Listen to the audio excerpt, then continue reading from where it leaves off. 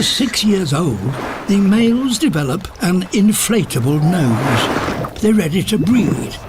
And the bigger their nose, the more attractive they will be to a female. Now,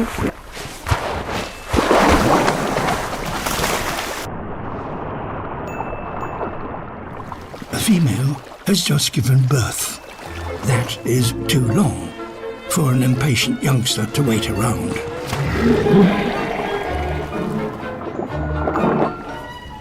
He must now woo the receptive female.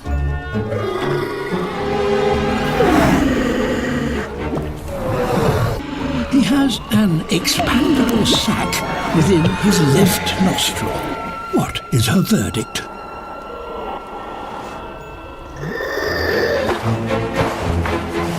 A sharp nip on the tail, and that means no. With only one day in the year in which to mate, the female is understandably choosy. No wonder he's deflated.